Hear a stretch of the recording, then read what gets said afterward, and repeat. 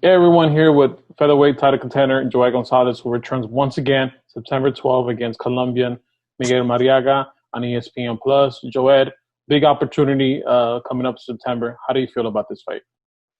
Yeah, man, like you said, it's a big opportunity, another great shot, another great fight. I'm excited. It's close to Mexican Independence Day. My first time fighting in September. And I'm just excited because, Miguel Marriaga is going to come to fight, and it's going to be a great show for the fans. It's a guy who has a lot of experience. Obviously, his three losses are against top caliber talent. Lomachenko, Oscar Velez. What do you have? What is it that you have to bring to the table that night to come out victorious? I think I'm hungry. I think I'm hungry. Like you said, he's had three shots against, those top guys, Lomachenko, Valdez, and Walters. But all three times he came up short. He gave all the guys, some tough fights. But you know what? I just think he's on his way out. Um, he's had three shots. He didn't, you know, capitalize on them. I have one shot, but obviously I'm a lot younger, and I think I'm hungrier than him. Yeah, coming into the last fight against Shakur Stevenson, we know what happened. Obviously, with the situation, with the whole beef and everything. But just looking at your record, you were coming out on a hot streak. Then you have stopped eight straight opponents out of nine. Literally getting into your prime career, going 26. Do you feel we haven't seen the best Joet Gonzalez yet? Yeah, I mean, I still feel like you guys haven't seen the best out of me. Uh, like my last fight didn't go as planned. But it's boxing. I talked to my promoter, I talked to my manager. That they basically said it is what it is, man. We had a great camp. We had some great sparring. Everything was going really well. But just come fight day, things didn't play out the way they should be. You have times where fighters they have very bad camps. They're getting beat up in sparring. They're dehydrated. Come fight day, they knock the guy out in 1 or 2 rounds. It is what it is. It's boxing. Just gotta keep take it and just move forward. Yeah, I mean, it's one of those sports that even if you have a bad night off, it may complicates things. You don't have a team to back you up or anything like that. It's a one man sport. Do you think you have to come out and make a statement to not only to Miguel Mariaga, but make a statement to the featherweight division to know that you're here to play, you're here to be a good contender, and gunning for those world titles? Yeah, I have to. I have to. I mean, that's why I took this fight. Miguel Marriaga is no pushover. A lot of people wouldn't have taken this fight after coming off their first loss. But you know what? I took it, and especially because it's either you want it or you don't. You either belong or you don't.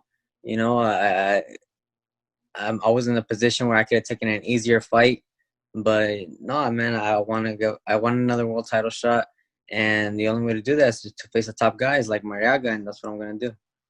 I know last time out there was a fight schedule with Chris Avalos March 19th at the Avalon.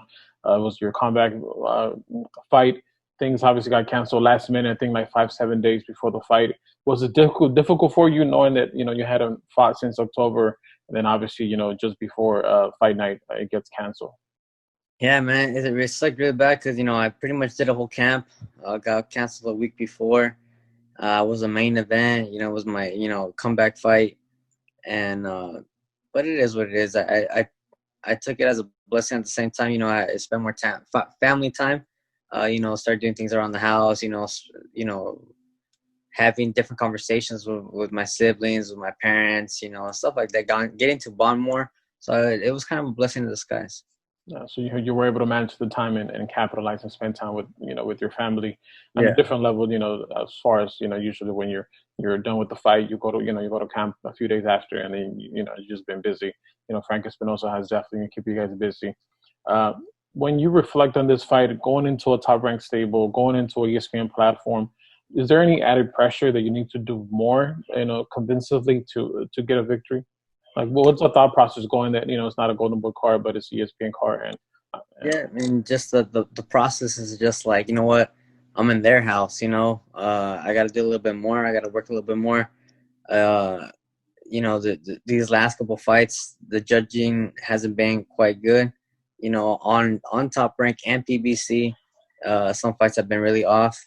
For example, when Franco fought Maloney, uh, if Franco didn't get a knockdown, I believe it would have been a draw. And that was a terrible scoring. He won by my card at least by 3 rounds easily, and without the knockdown, it would have been a draw. So we just got to put in the back of our heads that we got to do a little bit more. That we're always down from round one. I'm coming in with the mentality that I'm already down 2 rounds before the fight even starts. So I have to, I have to push it. I have to show the judges that I really want it, and that's the way I'm gonna get the victory. I think the majority of fight fans would agree with you that they had Joshua Franco winning by a margin of at least 2 3 rounds, and like you said, without that knockdown, it could have been a draw.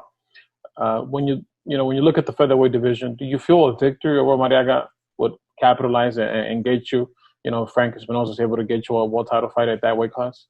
Yeah, most definitely. I believe so. I mean, I've been hearing comments about the winner of this fight, Marriaga, and myself will fight the winner of Navarrete and Villa.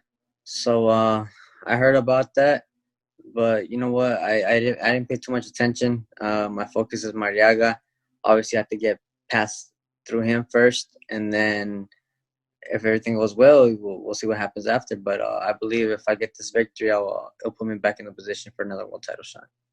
Yeah, speaking, Frank Espinosa, I think you've been with him pretty much your whole career. How's that relationship between you and Frank and Frankie and then the whole stable of Espinosa boxing? Yeah, I mean Frankie and Frank himself, like we have a really good relationship. It's not just business. We're like a family. We go out to eat, we hang out. We talk about experiences in the boxing world, or just thoughts about certain fights, and the whole stable. We all respect each other. We all get along. And yeah, man, it's been really good, really really good throughout the years with them. Has a potential fight against a fellow Golden Boy stablemate, Kang Yu, the Chinese champion at 126 pounds, has that been talked about, or have you guys reached out to a potential if you can get that fight between the winner of Navarrete against Villa? I mean, it was talked about before. Before my first world title shot, I could have gone that route, but I chose to go the WBO route. I'm pretty sure it'll be brought up again later on if we can't go back to the WBO. But yeah, it's been talked about. I mean, I'm all in for it. Um, I'm pretty sure I would want to get the WBO, to bring him back to Golden Boy and then probably unify with Sukan. But I mean, I'm here to fight whoever it is. Uh, we're gonna give a great fight.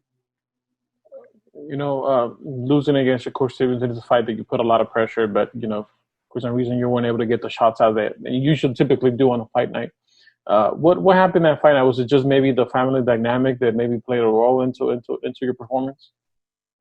Just things didn't go my way. Things didn't go my way. It was just, it is what it is. I just, it wasn't my night. It was his night, and he got the win. I came to fight. He came to win. That's pretty much like all I can say about it. Yeah, do you think down the line that's a rematch? If you're a champion, let's say around this 2020, 2021, that you would entertain if that was a possibility with Shakur Stevenson? Yeah, of course. I mean, I think all of us boxers, uh, back in our head, we always want a rematch. We always want that second shot, to say, you know what, like, because I'm gonna get another crack at the guy that I lost to. Nothing personal. It's just we want to fight. That's the way we're bred.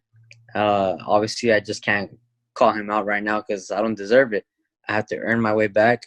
I have to get a belt, and make the fans, demand it. Make the fans want that fight again, and hopefully it happens. Yeah, makes sense. You were one of the guys who actually was able to beat Gervonta Tank Davis in the amateurs. I believe you fought him 3 times and you beat him 2 times. Mhm. Is that a fight that it could be a great matchup? Mexico against the U.S. I know he's fighting Leo Santa Cruz later on this year, but is that a matchup that you like? Man, I beat him twice in the amateurs. I have what it takes to beat him in the pros again. Mm. Yeah, I believe so. I mean, I know Tank very well since the amateurs. We had 3 fights. I beat him twice. He beat me once. Uh, I would love that fight, but I think it's gonna be hard to make, or I don't even think it can happen. Just because of the weight difference. He's very undisciplined with weight. Um, I mean, I still got to get up to 130, and he could be jumping to 135, and I doubt he'll come back to 130. But we'll see what happens. Yeah. Well, we'll see if he can make if he's making the 130-pound limit. Yeah. He's fighting Leo Santa Cruz for two world titles, but he has to make the 130-pound weight limit to fight for the 130 and the 135. When you think of that situation, fighting for two world titles, do you think that's good for boxing? That two weight classes are on the line. I mean, I mean, it's good for the people. I really don't. It doesn't really matter to me. Uh, Tank's the champion at 135. Leo's the champion at 130. The fight's at 130, and it is what it is, and just make the best man win. But I mean, it just is, it is what it is. Yeah. Finally, do you have a message for all those Joet Gonzalez fans? I know you have a big boxing fan base in Glendora. Everyone who's going to be tuning in September 12th when you take on the Colombian Miguel Marriaga on ESPN Plus. Yeah, man. Just thank you guys for supporting me through my ups and my downs. I truly appreciate you guys. All my family and Guadalajara. Thank you guys for, for always being at alert of my fights, some news. Always having my back, supporting me, and I'm here training hard every day, and I just tune in September 12th. It's gonna be another great fight.